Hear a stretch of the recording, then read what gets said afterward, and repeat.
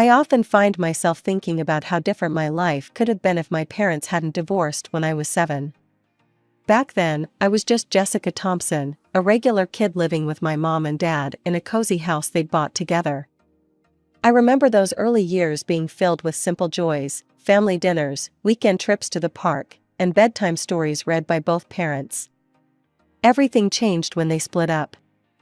Dad moved out but left us the house and made sure we were taken care of financially. He paid enough in alimony that Mom didn't need to work, which she seemed pretty happy about. A year later, Mom met Steve. He seemed nice enough at first, always bringing candy when he visited and trying to make me laugh. They got married pretty quickly, and soon after, my half-sister Cindy was born. That's when things started to change. Steve began giving me these looks, like I was somehow in the way. He'd make little comments when Mom wasn't around, stuff like, "Don't you miss your dad, or wouldn't you rather live with him?" I was 12 when I overheard the conversation that would change everything. "Look," Steve was saying, his voice low but firm, "I got that promotion at work. My salary's nearly doubled. You won't need to work, or Jessica's child support." "But that money helps," Mom replied. "It pays for a lot." "Come on, Sarah. We both know Jessica would be better off with her father. Plus, wouldn't it be nice to just focus on our family? On Cindy?" The way she didn't hesitate before agreeing is something I'll never forget. "You're right. I'll call Mark tomorrow about taking Jessica." I stood there in the darkness, my hand pressed against my mouth to keep from making a sound. The glass of water I'd wanted lay forgotten as I processed what I'd just heard. My own mother was trading me away because she didn't need my father's money anymore. Looking back now, I wonder if they ever knew I heard that conversation. Mom acted like she was doing me a favor when she told me I'd be moving in with Dad. "You'll have more opportunities there," she'd said, as if she wasn't just getting rid of me because I'd become financially inconvenient. Dad welcomed me with open arms, no questions asked. He'd set up a room for me in his apartment, painted it my favorite color, and filled the bookshelf with all the series I loved reading. That first night at his place, he sat on the edge of my bed and said, "I'm sorry things worked out this way, kiddo. But I want you to know something, you'll always have a home with me. Always." Those words became my anchor in the years that followed. While Mom busied herself with her new family, barely checking in except for obligatory holiday calls, Dad was there for everything: school plays, parent-teacher conferences, the time I got my heart broken by my first crush. He made sure I got into a good private school, encouraged my interests, and never made me feel like I was a burden. When college applications came around, he sat with me night after night, reviewing essays and helping me research schools. I still remember the day my acceptance letter from Princeton arrived. Dad's eyes were welling up as he read it. "You did it, kiddo," he said, pulling me into a bear hug. "I always knew you would." College was expensive, but Dad never complained. "Your education is my priority," he'd say whenever I brought up the cost. Those 4 years flew by, and before I knew it, I was graduating with honors and had landed a job at one of the top consulting firms in the city. I rented a nice apartment downtown, not too far from Dad's place. We had dinner together every Sunday, just like we had since I was 12. He'd ask about my work, and I'd tell him about my latest projects. Sometimes we'd just sit in comfortable silence, watching old movies like we used to when I was in high school. Everything was perfect until it wasn't. The diagnosis came out of nowhere. Stage 4 pancreatic cancer. 6 months, the doctors said. They were optimistic. Dad only made it 4. I was 28 when I lost him. The last few weeks were brutal. I took leave from work to be with him in the hospital. One night, near the end, he squeezed my hand and said, "You were the best thing in my life, Jessica. Never forget that." After he passed, I discovered he'd left me everything: his beautiful apartment in the city center and $700,000 in his accounts. I couldn't even think about the money. I just missed my dad. A month after the funeral, my phone rang. I almost dropped it when I saw Mom on the caller ID. "Jessica?" Her voice was hesitant. "I heard about your father. I'm so sorry." I hadn't heard from her in years. "Thanks," I managed to say. "I know this might not be the best time, but Steve passed away too, recently, heart attack." She paused. "I've been thinking about you a lot. Maybe it was grief making me vulnerable, or maybe I just wanted to believe people could change, but I found myself agreeing to meet her for coffee."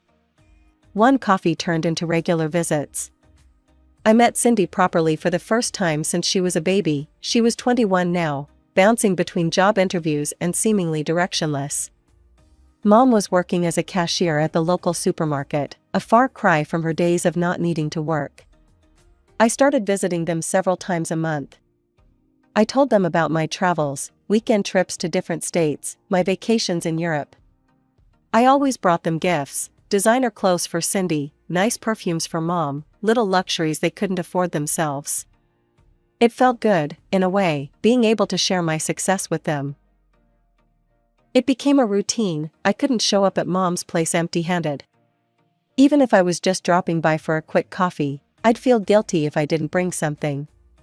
The local mall became my regular stop before any visit. Cindy especially loved the clothes I brought back from Europe. Her eyes would light up every time I pulled out something from my suitcase. "Oh my God, Jess, is this really from that boutique in Paris?" she'd squeal, holding up whatever designer piece I'd brought her. At first, I enjoyed their reactions.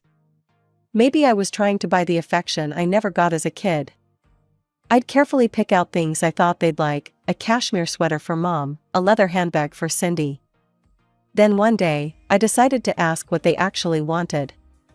"Oh, I couldn't possibly," Mom started, looking down at her coffee cup. "Maybe just some new towels from Target?" Cindy was equally hesitant at first. Maybe some drugstore makeup?" But something shifted after that.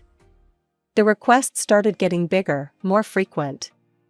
Mom went from asking for towels to texting me entire shopping lists. "Hey honey," one text read. "When you're in Milan next month, could you pick up that Gucci bag we saw online? And Cindy really needs new winter clothes, Prada would be nice.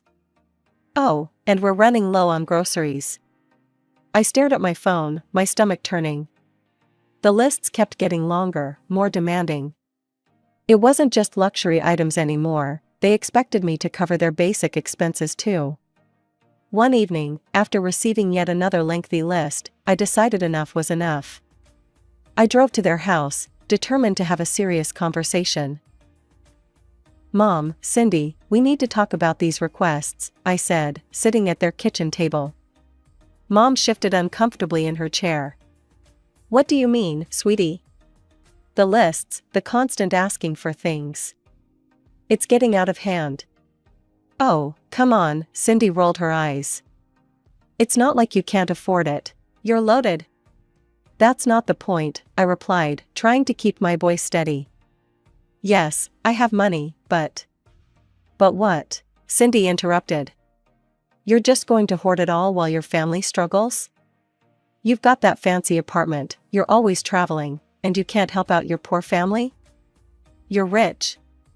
Your dad left her all that money, and you're being selfish." I felt my face getting hot. Selfish? That money came from the parent who actually wanted me. The one who didn't trade me away when I became inconvenient. The room went dead silent. "It's my money," I said finally, standing up. "And I'll decide how to spend it." "Real nice, Jess," Cindy spat. "Real nice way to treat your family." I walked out, slamming the door behind me. For the next month, my phone stayed silent, no calls, no texts, no lists of demands. Part of me was hurt, but another part felt relieved. After a month of silence, my phone rang. It was Mom. "Jessica, honey, could you come over? I need to talk to you about something important." There was something in her voice that made me worry. Despite our recent argument, I found myself driving to her house that afternoon. Mom was sitting at the kitchen table when I arrived, looking more subdued than usual. Cindy hovered nearby, her face uncharacteristically serious. "What's going on?" I asked, taking a seat. Mom reached across the table and grabbed my hand. "I've been to see a doctor, Jessica. It's my knee. They say I need surgery right away, a total knee replacement." My stomach dropped. "How serious is it?" "Very," she said, her voice trembling. "The doctor says if I don't get it done soon, I could end up disabled. I wouldn't be able to work anymore." I thought about Dad, how quickly things had gone downhill after his diagnosis. How helpless I'd felt watching him suffer.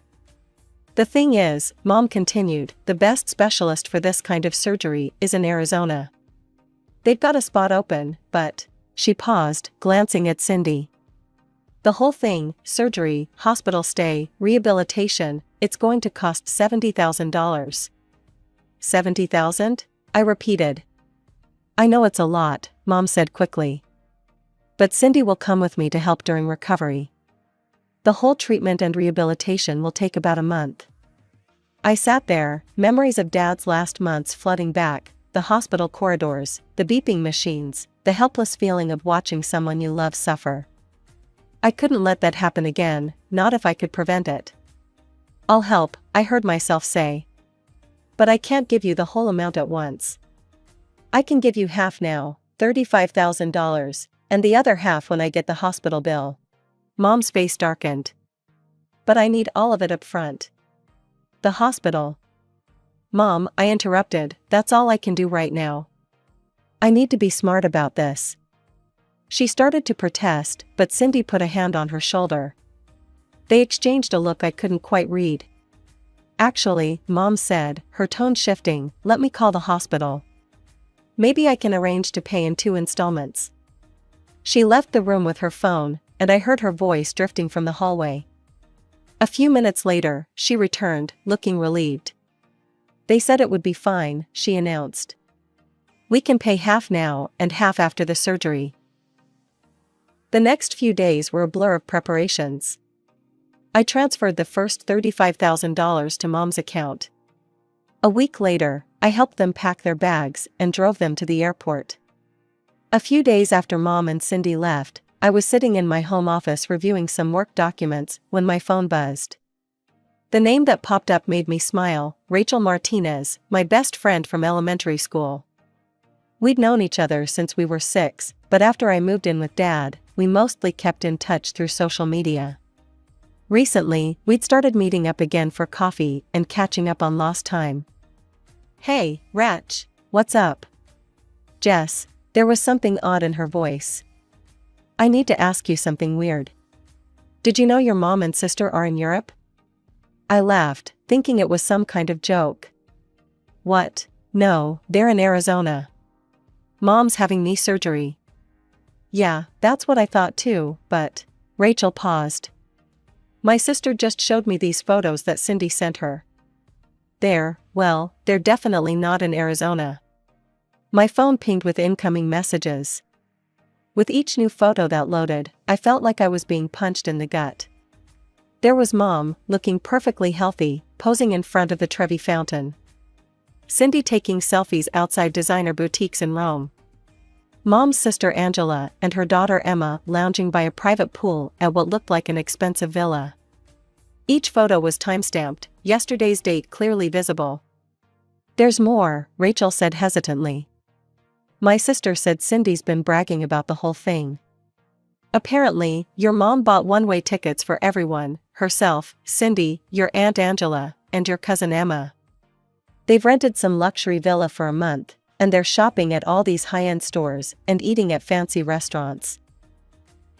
I sat there, staring at a photo of my mother, my supposedly surgery-bound mother, sipping wine at a rooftop restaurant overlooking the Italian countryside. The $35,000 I'd given her for medical expenses was being spent on a European vacation. I spent the night tossing and turning, looking at those photos over and over. How could they do this? How could they lie so brazenly, taking advantage of my concern about Mom's health? They'd played me, using my memories of Dad's illness to manipulate me into giving them money. The next morning, I called Mom. My hands were shaking so hard I could barely hold the phone.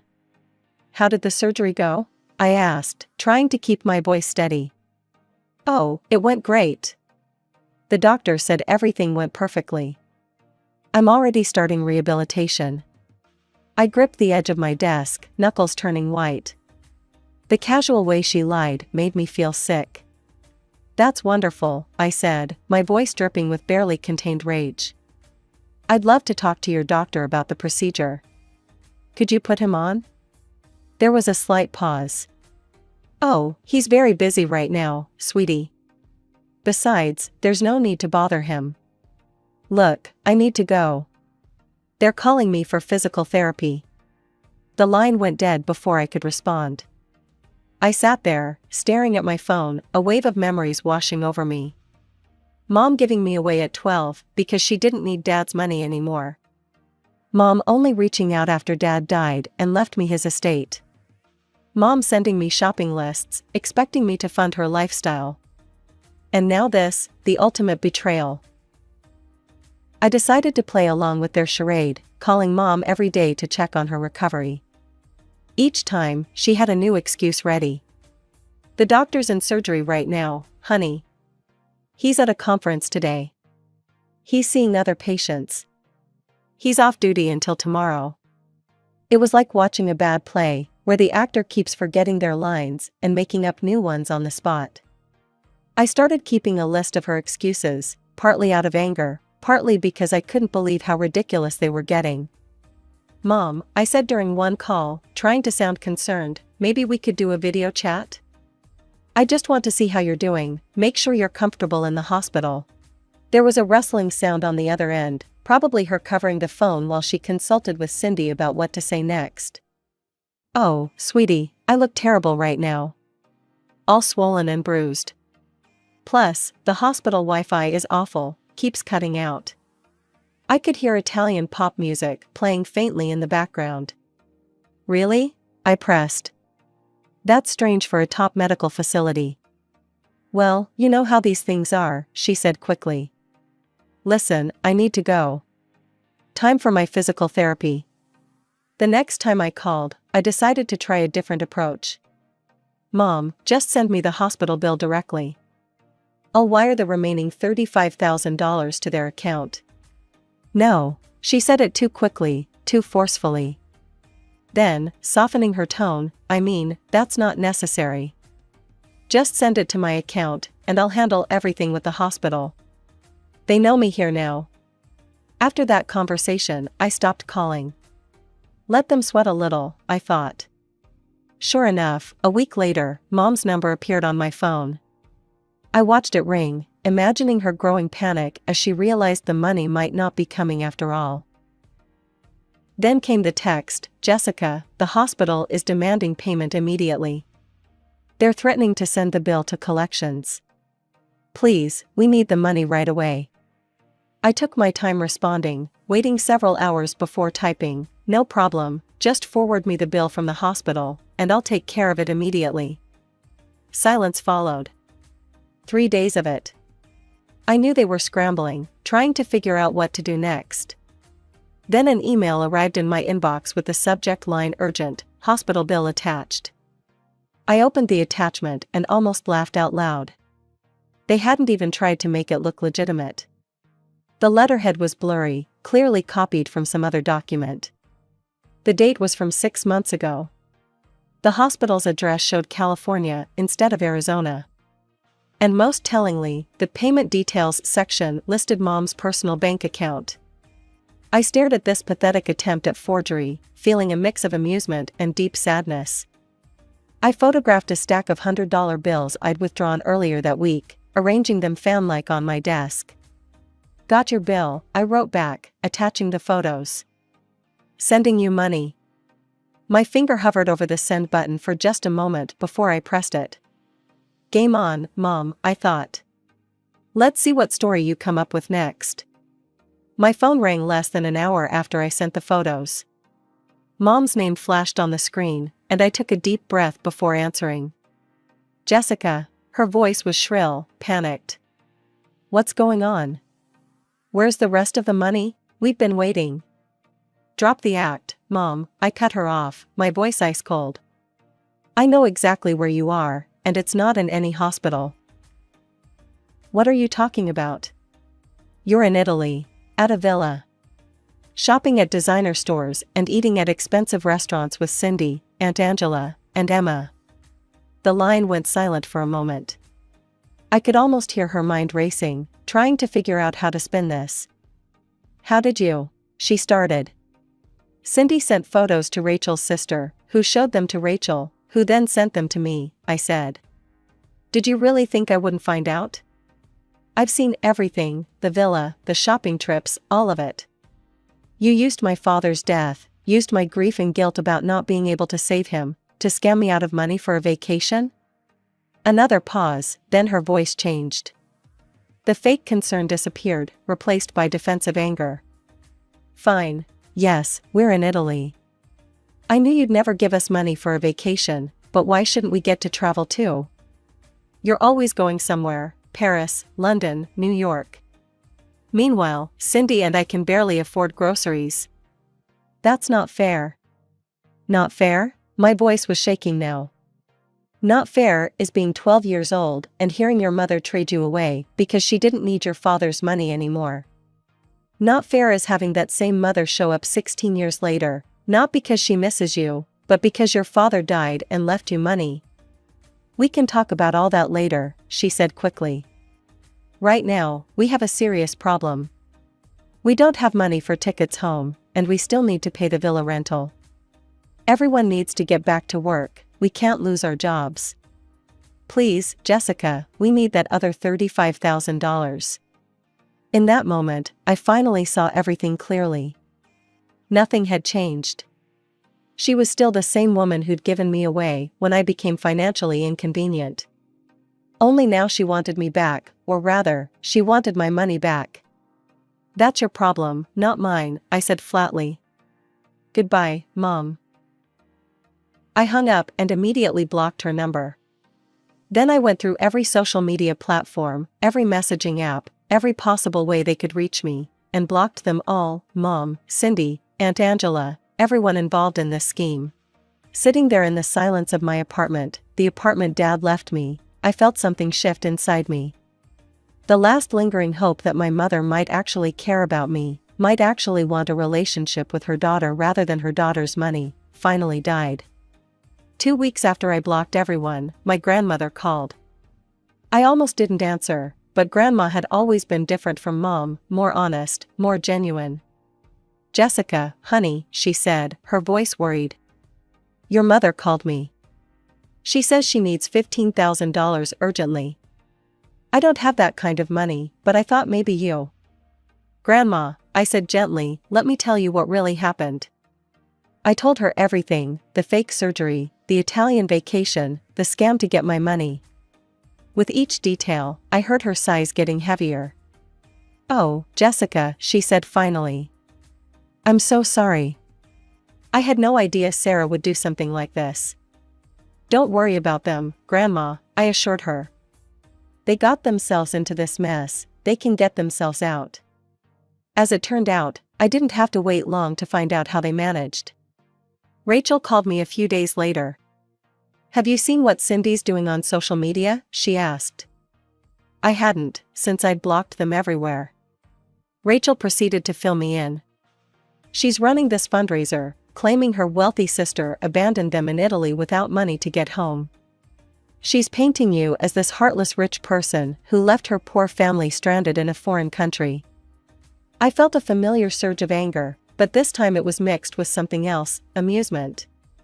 How's that working out for them? I asked. Well, Rachel said, they spent almost 2 weeks trying to raise the money. They had to sell all those designer clothes and bags they bought.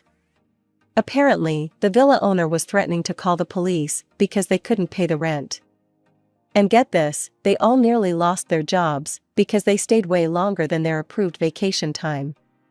I shook my head, thinking about how their grand European adventure had backfired spectacularly.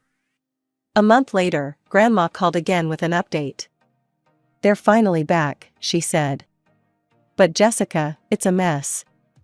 Your Aunt Angela isn't speaking to your mother anymore, Apparently, Sarah demanded she help pay for the trip after everything fell apart. And she and I had a terrible fight because I couldn't give her money for tickets home. She actually accused me of choosing you over her. I'm sorry you got dragged into this, Grandma.